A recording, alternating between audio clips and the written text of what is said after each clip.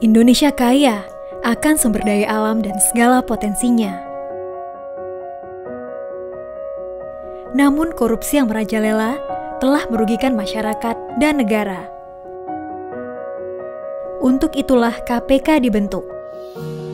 Kami adalah lembaga negara yang independen dan bebas dari pengaruh kekuasaan dalam melaksanakan tugas dan wewenangnya berdasarkan Undang-Undang Nomor 30 Tahun 2002 tentang Komisi Pemberantasan Tindak Pidana Korupsi yang selanjutnya diubah dengan Undang-Undang Nomor 19 Tahun 2019.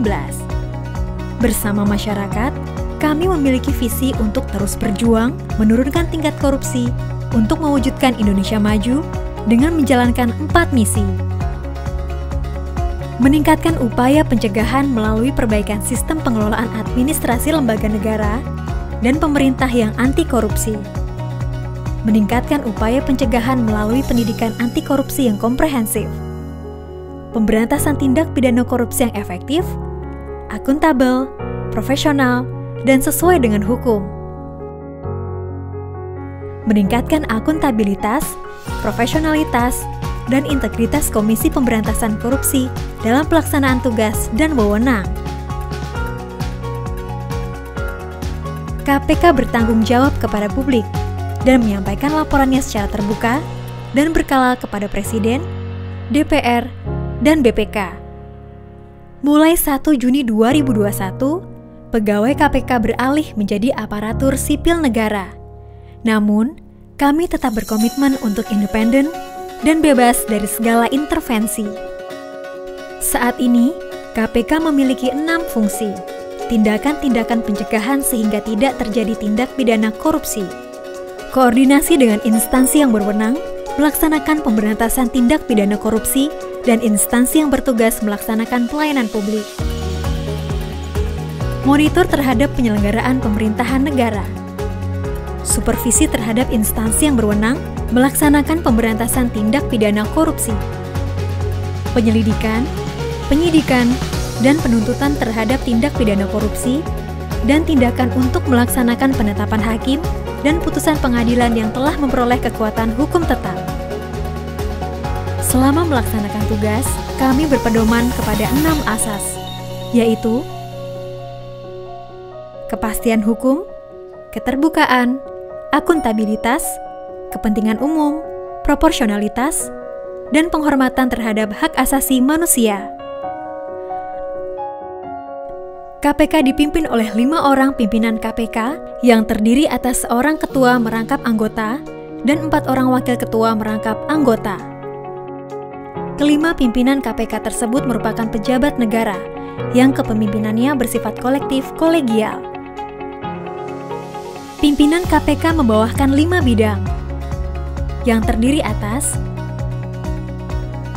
bidang pendidikan dan peran serta masyarakat, bidang pencegahan dan monitoring, bidang penindakan dan eksekusi, bidang koordinasi dan supervisi, serta bidang informasi dan data. Masing-masing bidang tersebut dipimpin oleh seorang deputi. Pimpinan KPK juga membawahi inspektorat yang dipimpin oleh seorang inspektur. KPK juga dibantu Sekretariat Jenderal yang dipimpin seorang Sekretaris Jenderal. Dalam revisi Undang-Undang KPK Nomor 19 Tahun 2019, dibentuklah Dewan Pengawas KPK yang bersifat independen, beranggotakan 5 orang, dan berperan dalam mengawasi pelaksanaan tugas dan wewenang KPK. Usaha menurunkan tingkat korupsi tidak hanya fokus pada penindakan. KPK mengoptimalkan strategi pencegahan melalui perbaikan sistem, pendidikan integritas, dan penindakan. Strategi tersebut dikenal dengan Trisula KPK. Kami juga selalu aktif melakukan kegiatan sosial kampanye penyuluhan anti korupsi dan bekerja sama dengan instansi dan organisasi internasional untuk melakukan pendidikan anti korupsi di sekolah maupun di lingkungan masyarakat.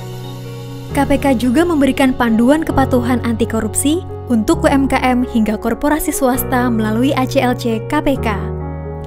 ACLC KPK atau Anti-Corruption Learning Center dikembangkan sebagai lembaga edukasi untuk menyebarkan integritas dan semangat melawan korupsi sebagai bagian dari pencegahan korupsi. Kami memiliki visi menjadi pusat pembelajaran anti korupsi kelas dunia dan menjadi referensi regional untuk pembangunan nilai integritas.